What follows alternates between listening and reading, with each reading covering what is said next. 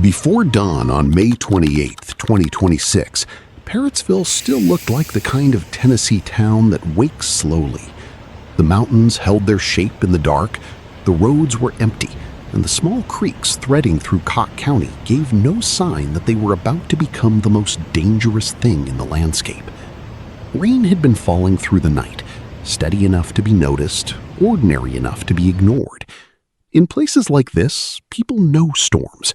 They know swollen ditches, muddy yards, and hard mornings after heavy weather. What arrived instead was something faster, meaner, and far less forgiving. The first danger was not the sound of rushing water. It was the absence of warning in the places people trusted most. A creek running low, a driveway still passable, a quiet road before sunrise. Then, in a matter of hours, runoff began pouring off the mountains and into the small waterways feeding the communities around Parrottsville and Bybee. This was not river flooding moving in from far away where people could watch it coming. This was water building close to home, in creeks and tributaries, in hollows and low crossings, in the narrow spaces between houses and roads where people usually feel safest. Calls to 911 began coming in around 5 a.m., and by then, the county was already sliding into emergency mode. Deputies, volunteer fire departments, rescue squads, and emergency management crews started moving before daylight had fully settled over the hills. In the dark and gray of early morning, roads disappeared under muddy current. Bridges became hazards, and familiar routes began failing one by one. Most of the rescues would happen between 6 and 9 a.m., the window when the water was at its highest, and the town was forced to understand, all at once, that this was no ordinary flood.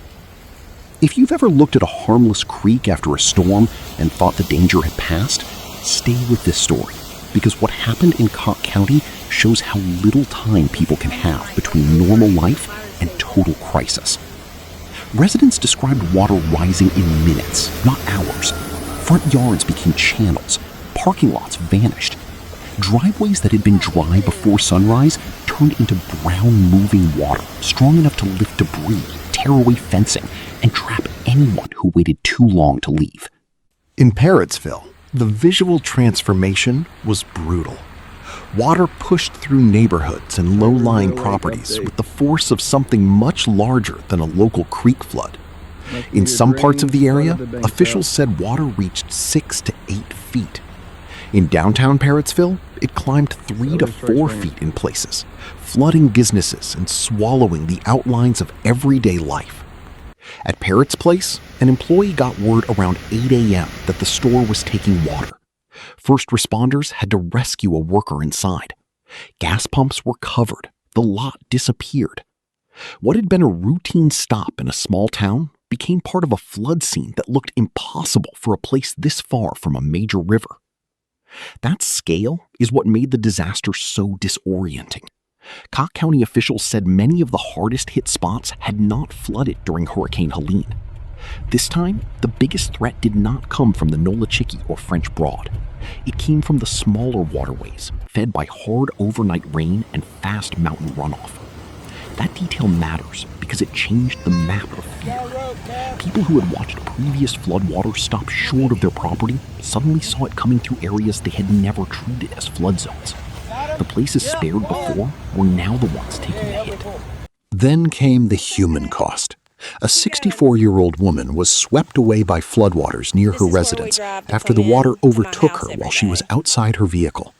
Rescue teams recovered her downstream, but the outcome was already final. In every disaster, there is a moment when damage stops being counted in structures and starts being felt in silence. For Cocke County, that moment arrived early. Long before the roads reopened, before the debris was sorted, before anyone could calculate the losses, one family had already lost something that could not be brought back. Around that grief, the rescue effort kept moving. First responders waded into chest-deep water. Boats were used to reach people stranded in homes and vehicles. High-water trucks pushed into areas regular rescue vehicles could not safely enter. Mutual aid came in from surrounding counties.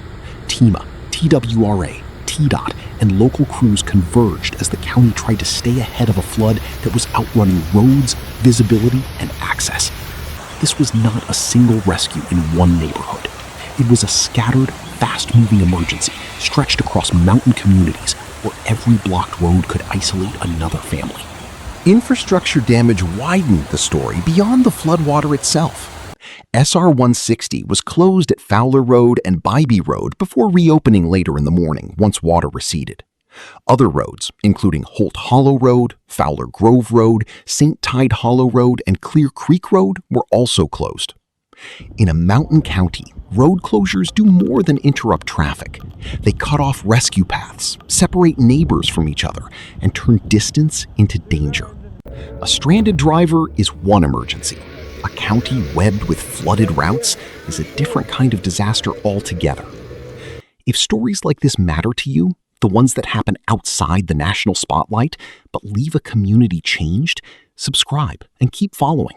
Because places like Parrottsville are often only seen when the water is already inside someone's home. And inside those homes, the flood left a familiar trail of ruin. Muddy floors, soaked walls, debris lines, toppled fencing, buried yards, and belongings turned into wreckage in a matter of minutes. The force of the current scattered equipment, filled buildings with silt, and made recovery look less like cleanup and more like excavation. One of the most personal images came from a resident near Parrottsville who said he left for work around 5:30 a.m. with the creek near his property running lower than normal. By 7:30, he was getting calls that water had covered his driveway. When he returned, the flood had torn through the property and destroyed around 80 vehicles, including old trucks that had belonged to his late father. That is the kind of loss cameras can capture, but only partly explain.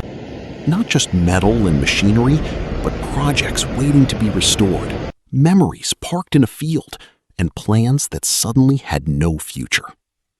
What makes this disaster linger is how quickly it erased certainty. Fire Chief Caleb Henry said the rain had been heavy, but the speed of the flooding still caught people off guard. He described losing vehicles almost immediately, then realizing homes were being lost as well. That shift from concern to shock is the emotional spine of flash flooding. There is no long interval to prepare your mind. 1 minute, you are monitoring weather. The next, water is on top of you, and the day becomes a test of how much can be saved, who can still be reached, and whether the next call for help will come from a house, a road, or the water itself. By afternoon, most of the high water rescues had wrapped up, and some roads began to reopen. But the end of the emergency phase never feels like an ending on the ground. It feels like the first quiet after impact. People step outside and look at what is left. Mud on porches, vehicles shoved out of place, tree lines littered with debris, businesses soaked through, whole areas marked by water lines that should never have been there. The warning may expire on paper. The flood does not. It stays in drywall, in ruined tools, in washed-out roads, and in the new caution people carry every time rain starts after dark. And if this story leaves you with anything, let it be this. Flash floods do not always announce themselves with dramatic skies or obvious signs. Sometimes they arrive in the hours when people are asleep, moving through the smallest waterways, through the places that looked safe yesterday, through communities that have already survived one disaster and never expected another so soon. In Parrottsville and the surrounding parts of Cock County, the water is receding now. The shock is not. What remains is a town measuring damage by the room, by the road, by the rescue, and by the life that was taken when a mountain storm turned familiar ground into moving water.